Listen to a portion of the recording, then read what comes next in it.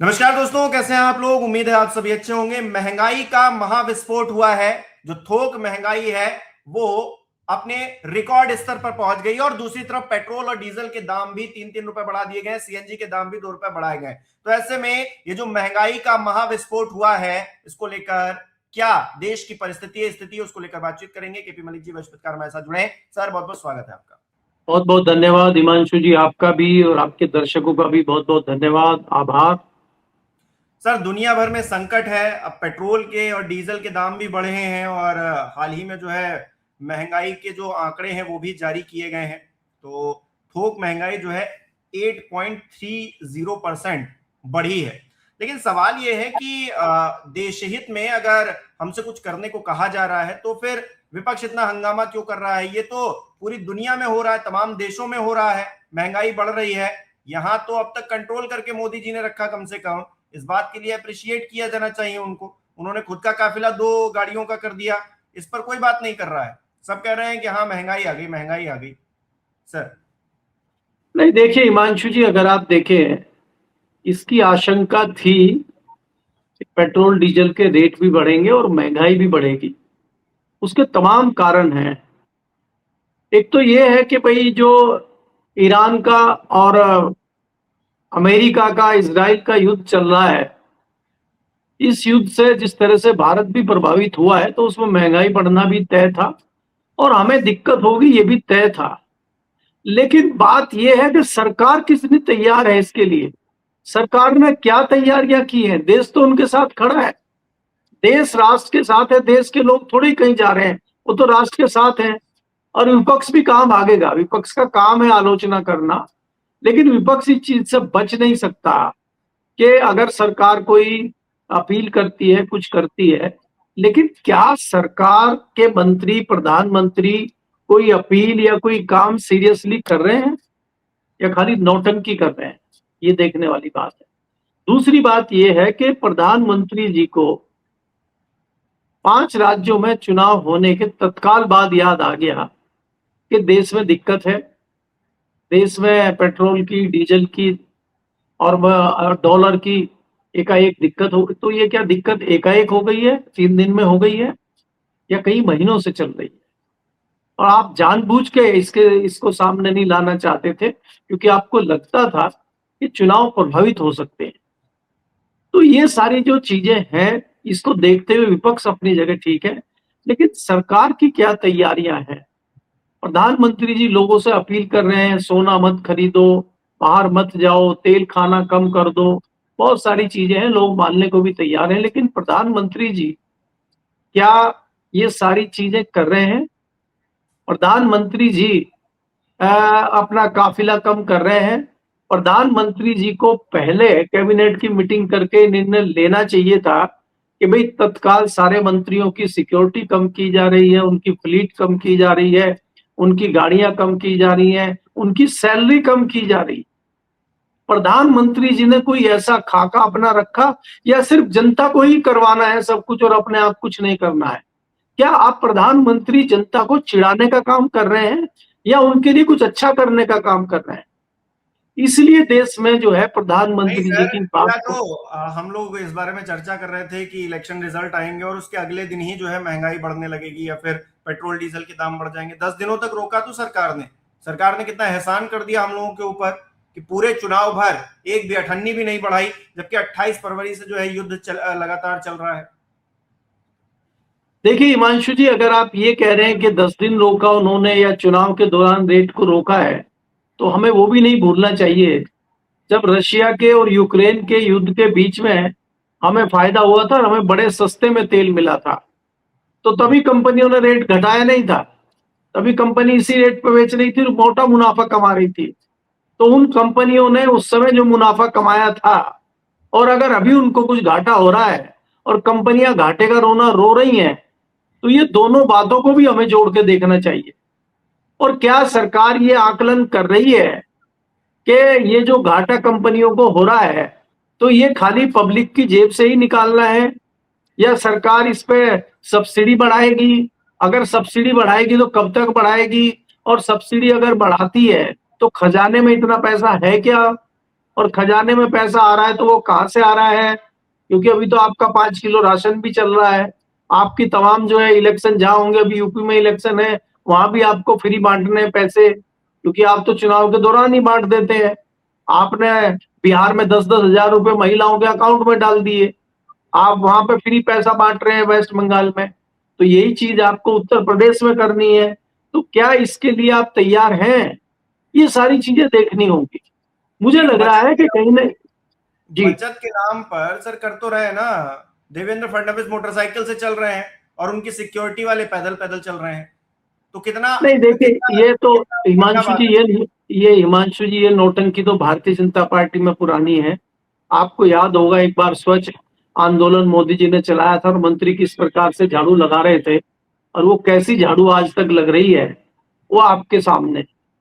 तो ये दिखावा करना, ये इवेंट करना, अगर किसी को सीखना है तो वो भारतीय जनता पार्टी के नेताओं से, मंत्रियों से और मुख्यमंत्रियों से सीख ले। ये अच्छा, मजेदार नौटंकी से बात कुछ यह है होने सर, वाला नहीं है।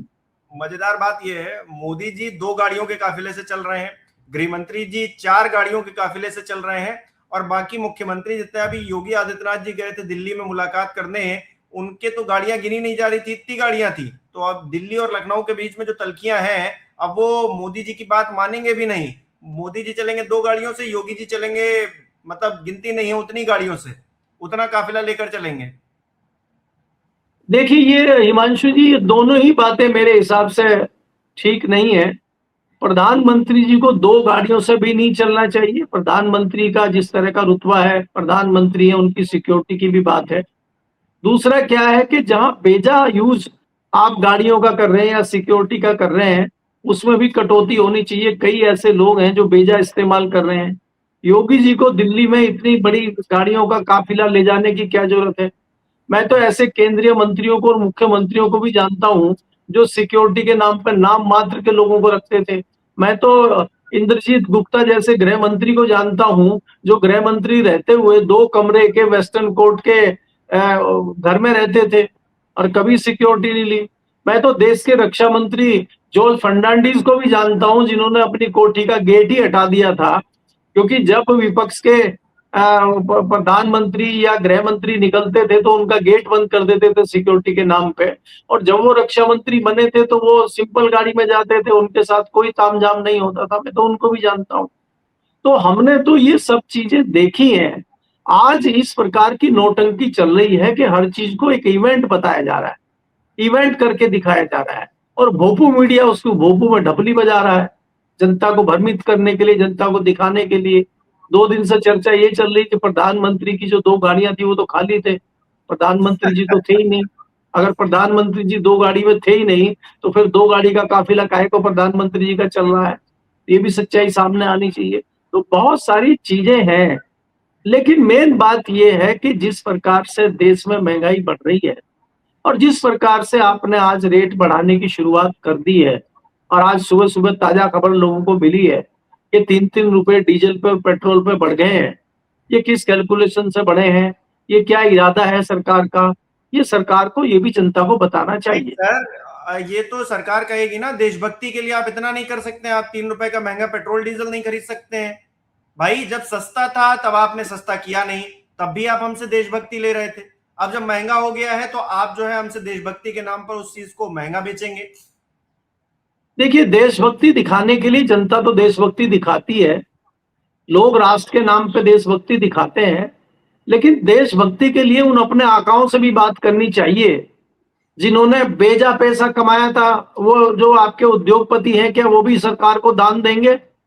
क्योंकि बिल्कुल। हमें ये भी याद रखना चाहिए कि जब बरसों पहले देश के ऊपर विपत्ति आई थी, जो उस समय टाटा बिरला होते थे, उन्होंने भी बड़े दान दक्षिणा सरकार को दिए थे और राष्ट्र की सेवा में पैसा लगाया था। क्या आज के धनपति लगाएंगे? ये भी सरकार को बताना चाहिए कि नहीं सरकार सर, उनको भी कोई संदेश दे रही है क्या? सर दे रहे होंगे ना, ये हमको तो पता नहीं है। सरकार तो अब मोदी जी है ना, मोदी जी देश है, और देश के नाम पर वो पीएम केयर फंड बनाया गया है, उसमें हो सकता है पैसा दे रहे हो। हमको आपको कहाँ पता है? जो इतनी बड़ी बड़ी कार्यालय कोठियां बन रही हैं, जो बीजेपी के लोग जो है पता नहीं धनपति कहाँ से हो गए हैं अचानक से सत्ता में आकर, तो जो पैसा कहाँ आ रहा है कहाँ जा रहा है किसी का कुछ पता नहीं है। तो हो सकता है दे रहे हो देश के नाम पर, मोदी जी तो देश है, हमको तो यही पढ़ाया सिखाया जा रहा है कि भाई मोदी जी देश है, मोदी जी नहीं होंगे तो हम जो है पता नहीं कहा कीड़ों की तरह जो है मसल दिए जाएंगे। देखिए हिमांशु जी, ये तो डिफरेंट बातें हैं।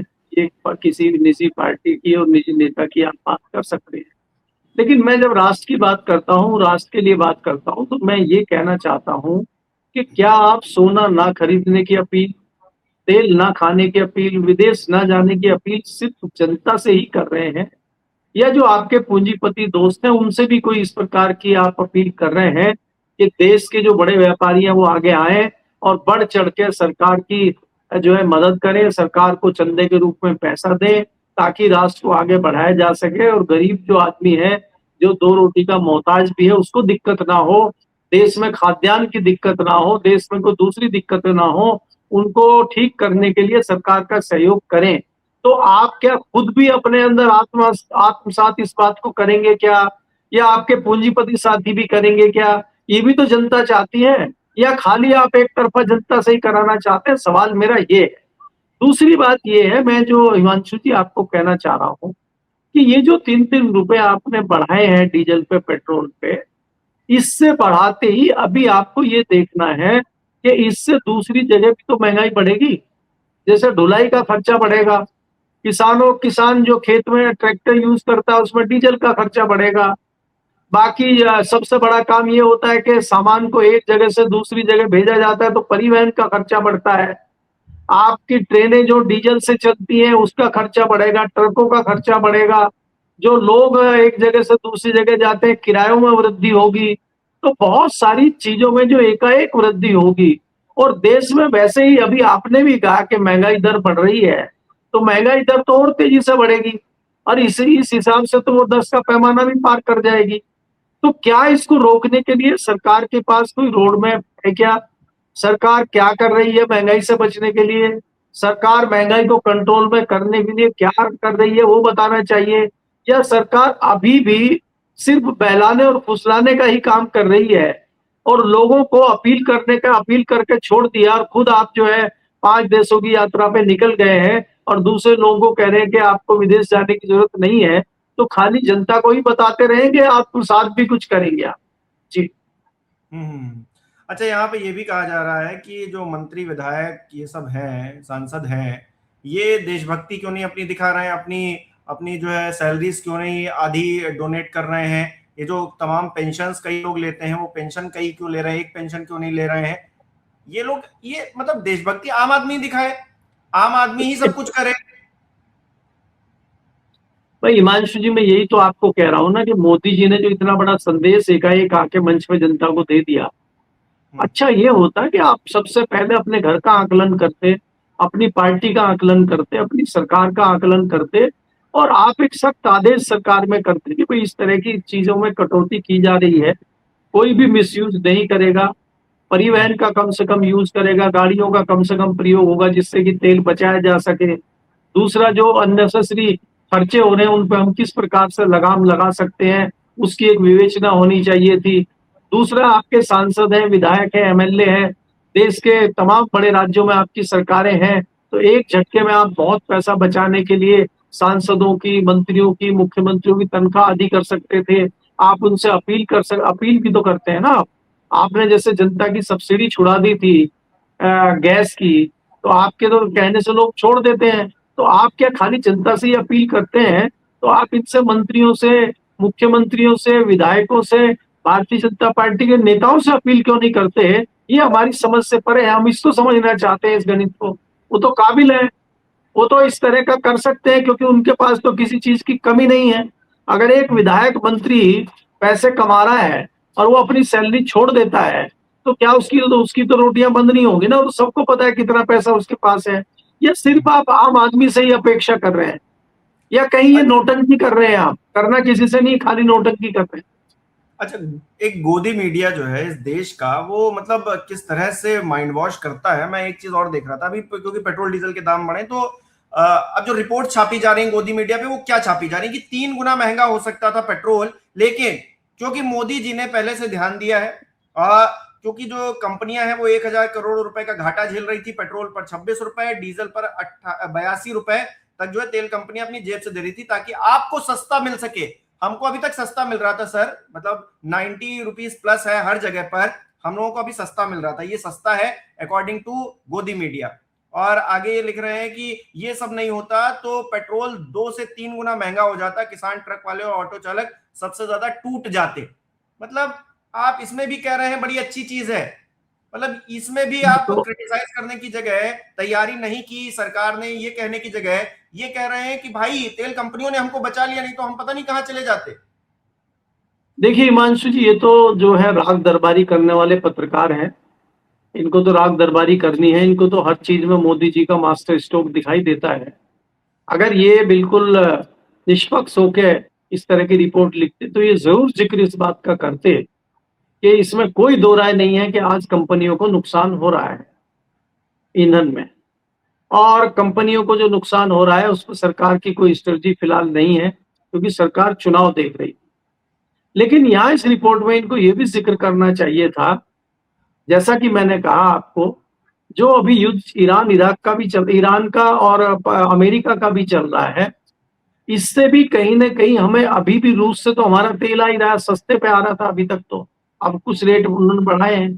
तो जो सस्ता तेल हम खरीद रहे थे, सस्ता तेल हमें मिल रहा था, तब क्या इन कंपनियों ने जनता को राहत देने का काम किया था? नहीं किया था। तो मोटा मुनाफा जो इन्होंने उस समय कमाया था, उस मुनाफे में से अब थोड़ा सा इनको अगर नुकसान हो रहा है तो उसको झेलने का काम करें। तो अगर तब आपने जनता को फायदा नहीं दिया तो अब आप नुकसान देके क्या इतना बड़ा तीर मार रहे हैं? अपना नुकसान तो आपको नुकसान दिखाई देता है, जनता का नुकसान आपको दिखाई नहीं देता है क्या?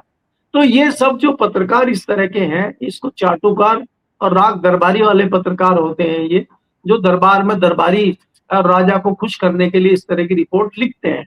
ये जनता के हित की रिपोर्ट या सच्चाई नहीं लिखते। ये देश का दुर्भाग्य है, देश के मीडिया का दुर्भाग्य है ये, जिसको हम मेन स्ट्रीम का मीडिया कहते हैं। तो आज ये इस तरह की जो चीजें हो रही हैं, ये कहीं ना कहीं जनता को प्रभावित करने वाली बात है। और जनता जो नौटंकी देख रही है, अभी आने वाले समय में आप और देखिएगा। अभी हिमांशु जी, मैं आपको ये बता रहा हूँ कि युद्ध अभी रुका नहीं है। जिस तरह से गिड़गिड़ाने ट्रंप गए थे चाइना में कि भाई ईरान को रोक लो, अभी कुछ हुआ नहीं है। और आप ये देखिए, अगर युद्ध रुक भी जाता है तत्काल, उसके बावजूद भी हमें अपने आप को संभालने के लिए, महंगाई को कंट्रोल करने के लिए 4 से 5 महीने लगेंगे, और वो तब लगेंगे जब युद्ध समाप्त होगा। अभी तो युद्ध समाप्त ही नहीं हुआ है। तो अभी तो हम सिर्फ एंटर किए हैं महंगाई में और परेशानियों में। ये परेशानी का सबब तो आगे और बड़ा दिखेगा अभी आने वाले समय। बिल्कुल, बहुत बहुत शुक्रिया सर हमारे साथ जुड़ने के लिए, तमाम बातचीत के लिए। हमारे दर्शक किस तरह से देख रहे हैं, क्योंकि प्रभावित तो हर कोई है, आप भी प्रभावित हैं, हम भी प्रभावित हैं, लेकिन हम कर क्या सकते हैं इस संकट काल में? हमारी क्या जिम्मेदारी होनी चाहिए? प्रधानमंत्री कह रहे हैं कि हमको इस वक्त बचत करनी चाहिए। क्या बचत करने से हम बच जाएंगे? जो ये वैश्विक संकट है, इसमें भारत क्या अपने आप को संभाल लेगा? हालांकि कोविड जैसी परिस्थितियां भी इस देश ने देखी, दुनिया ने देखी, लेकिन भारत ने उससे कहीं ना कहीं रिकवर किया। लेकिन सरकारों की इसमें क्या भूमिका रही, और इस बार जब महासंकट है तो इस बार क्या सरकारों की भूमिका है, इस पर नजर हमारी बनी रहेगी। इस वीडियो को लाइक और शेयर कर दीजिएगा। हमारे चैनल को सब्सक्राइब नहीं किया है तो वो भी जरूर कीजिएगा। आप हमें सहयोग भी कर सकते हैं ज्वाइन बटन पर क्लिक करके। बहुत बहुत धन्यवाद।